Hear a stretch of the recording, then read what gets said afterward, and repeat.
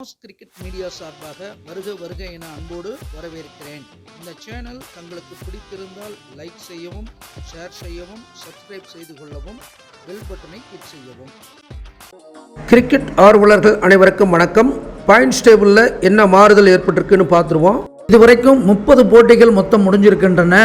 30 போட்டி முடிவில் புள்ளிப்பட்டியல் ஏதாவது மாறுதல் இருக்கான்னு பார்த்தீங்கன்னா, வழக்கம் போல் ஜிடி முதலிடத்துலையும், 2ஆம் இடத்துல டிசி, 3ஆம் இடத்துல ஆர்சிபி, 4ஆம் இடத்துல எல்எஸ்ஜி இருக்கிறது. போன மேட்ச் எல்எஸ்ஜிக்கும் சிஎஸ்கேவுக்கும் இடையிலான போட்டி.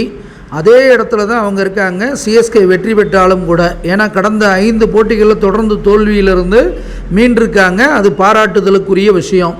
என்றைக்குமே சிஎஸ்கே இப்படி தான் பின்னாடி இருந்து போராடி வர்றதுக்கு அமைப்புகள் உண்டு. அதுக்கு ஒரு கிளிம்ஸு கண்டிப்பாக காமிச்சிருக்காங்க. ஆனால் அந்த மேட்சுமே ரொம்ப இழுபறிக்கு பின்பு தான் கடைசியில் தான் ஜெயிச்சிருக்காங்கங்கிறது தான் கொஞ்சம் மைனஸான விஷயம் சிஎஸ்கேவை பொறுத்தளவுக்கு. மற்றபடி இப்போ இருக்கிற சூழல்கள் இதே மாதிரி போயிட்டுருக்கிறத பார்த்திங்கன்னா, தலா 8 பாயிண்டில் 7 மேட்ச்சு கிட்டத்தட்ட எல்லோரும் வந்துட்டாங்க. 8 பாயிண்டில் 4 அணிகள் இருக்கிறது. அது டாப் 4 பெஸ்ட்டாக தான் இருக்குது. அவங்க எதுவும் சறுக்குனா தான் மாறுதல்கள் வரப்போகிறது. நாம் ஏற்கனவே டோர்னமெண்ட் ஆரம்பிக்கிறதுக்கு முன்பாகவே நம்மளுடைய கணிப்பின் பிரகாரம் இறைவன் தந்த ஞானத்தின் அடிப்படையிலையும் நாம் போட்ட அடிப்படையில் ரேங்கிங்ஸு ஃபஸ்ட்டு டிசி, செகண்ட் இடத்துல ஆர்சிபி, 3ஆம் இடத்துல ஆர்ஆர், சிஎஸ்கே 4ஆம் இடத்துலன்னு போட்டிருந்தோம். டிசி ஆர்சிபி மேலே இருக்காங்க, ஆர்ஆர் சிஎஸ்கேவும் கீழே இருக்காங்க. அவங்க மேலே வர்றாங்களான்னு பொறுத்திருந்து வரும் போட்டிகளில் காத்திருந்து பார்ப்போம்.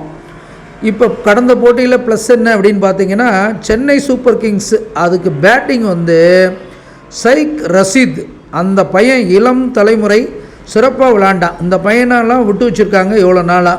அவர் 27 ரன் அடித்தார். ரச்சின் ரவீந்திரா நாம் சொன்ன மாதிரி கணித்த மாதிரி 37 ரன்கள் 22 பாலில் 5 4 அடித்தார். ராகுல் திரிபாதி வேஸ்ட்டு தான். அடுத்து ரவீந்திர ஜடேஜாவுக்கும் பேட்டில் படமாட்டேங்குது. சிவம் தூபே 43 ரன்கள் 37 பாலில் 3 4 2 6. கடைசியாக தோனி 11 பாலில் 26 ரன்கள் அடித்தது பெட்டர். அப்போ அவருக்கும் கொஞ்சம் பெட்டரான சூழல் திரும்பியிருக்காருன்னு சொல்லணும், கேப்டனாகவும் பேட்டராகவும்.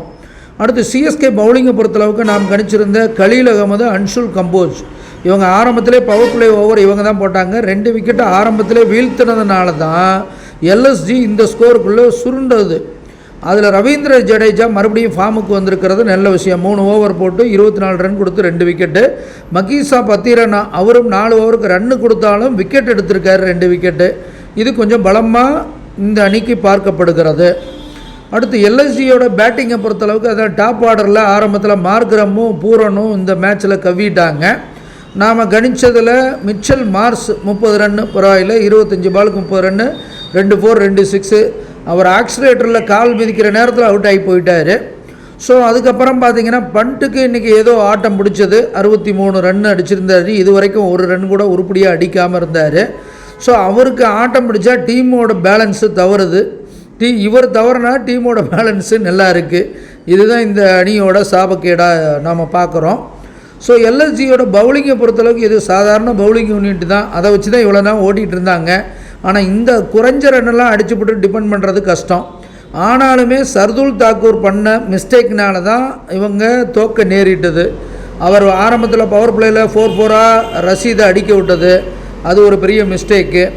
அதுக்கப்புறம் நோபால் போட்டதுக்கப்புறம் தான் அந்த கடைசியில் ஆட்டம் திரும்பினது அப்படின்னு சொல்லணும். ஸோ இவங்க பவுலிங் யூனிட்டு ரொம்ப மோசமாக தான் இருக்குது. பஞ்சாப் கிங்ஸுக்கும் கேகேஆருக்கும் இடையிலான போட்டி. ஆனால் பஞ்சாபோட சொந்த மைதானத்தில் விளையாடுறதுனால பஞ்சாப் அணிக்கு கொஞ்சம் கூடுதல் பலமாக இது பார்க்கப்படுகிறது.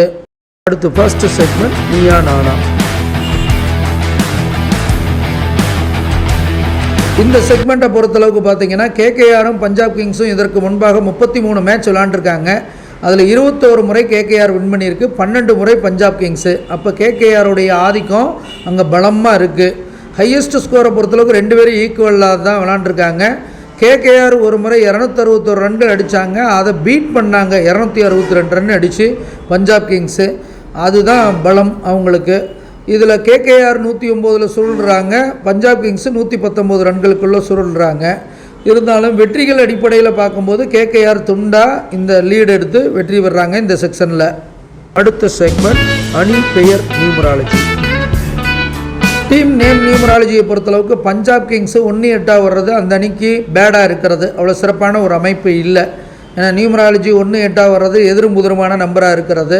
அதனால் அவங்களுக்கு கொஞ்சம் சிறப்பு இல்லை. இருந்தாலும் இந்த சீரீஸில் கொஞ்சம் நல்லா பண்ணிகிட்ருக்காங்க. ஃபைனலாக எப்படி பண்ண போகிறாங்கன்றதான முக்கியம். அந்த அடிப்படையில் பேடு. அதே போல் கொல்கத்தா நைட் ரைடர்ஸுக்கு மீடியம்னு வருது. ஸோ இந்த செக்ஷனை பொறுத்தளவுக்கு கொல்கத்தாவுக்கு சிறப்பு.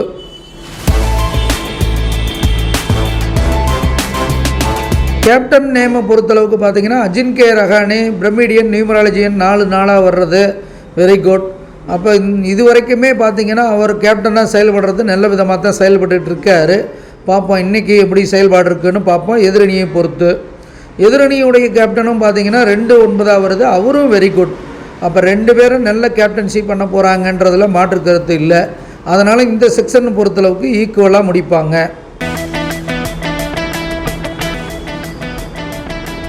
இன்றைய லக்கி யாருக்கு சாதகமாக இருக்குதுன்னு பார்த்தீங்கன்னா உள்ளூர் மைதானத்தில் விளையாடக்கூடிய பஞ்சாப் கிங்ஸுக்கு தான் சாதகமாக இருக்குது. ஸோ இந்த செக்ஷனுடைய வின்னர் பஞ்சாப் கிங்ஸு.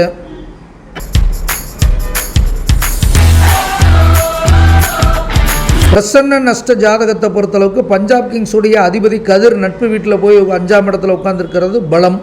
அந்த வீடு கொடுத்த அதிபதி கவிப்பு வீட்டில் இருந்தாலும் பொண்ணு தான் முதல்ல பார்க்க வருது பஞ்சாப் கிங்ஸை. ஸோ அது கொஞ்சம் பலமாக பார்க்கப்படுகிறது. ஆனால் கேகேஆருடைய அதிபதியே போய் நீச்சமாக இருக்கிறது, அது 3ஆம் இடத்துல நீச்சமாக இருக்கிறது. அவங்க நினைக்கிற மாதிரி இன்றைக்கி சில விஷயங்கள் போகாதுன்றதை காண்பிக்கிறது. கேகேஆரை நோக்கி மதிமந்தன் வர்றதுனால அவங்களுக்கு குழப்பம் தடை அப்படிங்கிறத சொல்லணும். லாபஸ்தானத்தை பொறுத்தளவுக்கு கேகேஆருடைய லாபாதிபதி கவிப்பு வீட்டில் இருக்கிறது அவ்வளோ சிறப்பில்லை கேகேஆருக்கு. பஞ்சாப் கிங்ஸோட லாபாதிபதியே விரயத்தில் இருக்கிறதுனால பஞ்சாப் கிங்ஸுக்கும் சில விரயம் ஏற்படும்னாலும் பொன் வருவது கொஞ்சம் பலம். அடுத்து நஷ்ட ஜாதகத்தை பொறுத்தளவுக்கு பார்த்திங்கன்னா கேகேஆருடைய அதிபதி அப்படின்னு பார்க்கும் பொழுது சுக்கிரன் உச்சமாக இருக்கிறது அந்த அணிக்கு பலம். பஞ்சாப் கிங்ஸோட அதிபதி 6ஆம் இடத்துல மறைஞ்சிருக்கிறது அந்த அணிக்கு பலவீனம். கேகேஆருடைய லாபஸ்தானத்திலே லக்னாதிபதி சுக்கிரன் உச்சமாக இருக்கிறதும் பரிவர்த்தனை அடிப்படையில் குரு சுக்கிரன் பரிவர்த்தனை பெறுவதும் கேகேஆருக்கு கொஞ்சம் சாதகமான அமைப்பு. பஞ்சாப் கிங்ஸோடைய லாபாதிபதி சுக்கிரன் உச்சம். ஸோ அப்போ இவங்களுக்கும் லாபாதிபதியாக சுக்கிரன் உச்சமாக இருக்கார். ஸோ 2 பேர்த்துக்கும் பார்த்திங்கன்னா கொஞ்சம் ஈக்குவலான அமைப்புன்னு தான் நஷ்ட ஜாதகத்தை சொல்லணும். அப்போ அவர் ப்ரிடிக்ஷன்ஸை பொறுத்தளவுக்கு பார்த்திங்கன்னா மீ அண்ட் யூவில் கேகேஆர் வின் பண்ணுது, டீம் நேமில் கேகேஆர், கேப்டன் நேம் ஈக்குவலாக இருக்கிறது. டுடே லக்கியில் பஞ்சாப் கிங்ஸு, ஜாமக்கோளும் பஞ்சாப் கிங்ஸு, நஷ்ட ஜாதகம் ஈக்குவல். அப்போ 3-3 வருது, 2 பேரும் ஈக்குவலாக இருக்காங்க இந்த இதில். ஸோ இருந்தாலும் இதில் ஈக்குவலாக இருக்கிறப்ப யார் வின் பண்ணுவாங்க அப்படின்னு பார்க்கும் பொழுது மைதானம் பலமும் ப்ளஸ் பஞ்சாப் கிங்ஸோட இன்டென்ட்டும் கொஞ்சம் நல்லா இருக்கிறது. ஸோ அந்த அடிப்படையில் பார்க்கும் பொழுது இன்றைக்கி பஞ்சாப் கிங்ஸ் அணிக்கு இன்னொரு கூடுதலான ஒரு வெற்றி ஏற்படுவதற்கான வாய்ப்புகள் சிறப்பாக இருக்கிறது அப்படிங்கிறத நம்ம சொல்லியே ஆகலாம். சிறந்த வீரர்கள் யாரெல்லாம் இருக்க போகிறாங்க அப்படின்னு பார்க்கும் பொழுது பஞ்சாப் கிங்ஸை பொறுத்தளவுக்கு பிரியான்ஸ் ஆரியா, ஸ்ரேயஸ் ஐயர், சசங்க் சிங்கு, மார்க்கோ யான்சன், ஹர்ஷ்தீப் சிங்கு, நேகல் வதேரா இவங்கெல்லாம் சிறப்பாக செயல்படுவாங்க. அதே போல் கேகேஆரை பொறுத்தளவுக்கு Quinton de Kock, Sunil Narine, Ajinkya Rahane, Andre Russell, Varun Chakravarthy, Harshit Rana இவங்கெல்லாம் சிறப்பாக செயல்படுறதுக்கான வாய்ப்புகள் சிறப்பாக இருக்குதுன்னு நம்ம சொல்லலாம். ஸோ மீள் பார்வையை பொறுத்தளவுக்கு இதுவரைக்கும் 30 போட்டிகள் முடிவடைந்துள்ளன. 30 மேட்ச்சில் நம்ம 12 மேட்ச்சு தான் வெற்றி பெற்றிருக்கோம். வெற்றி சதவீதம் 40% தான் இருக்கிறது. ஏற்றம் இறக்கம்னு ரோலர் கோஸ்டர் மாதிரி மாறி மாறி போய்கிட்டு இருக்கிறது. இருந்தாலும் நம்ம இந்த அடிப்படையில் ஜாதகம் தொடர்ந்து கணிச்சிட்டு வந்துக்கிட்டு இருக்கோம். ஏன்னா தனிப்பட்ட ஜாதகங்கள் இருந்தால் இன்னும் துல்லியமாக கணிக்கலாம். நம்ம பிரசன்ன ஜாதகம் தான் கணிக்கிறோம். இருந்தாலும் பார்ப்போம் என்ன முடிவு வருதுன்னு. ஜாதகம் பார்க்க, படிக்க, எழுத அடியனை வாட்ஸ்அப்பில் தொடர்பு கொள்ளவும். நன்றி, வணக்கம்.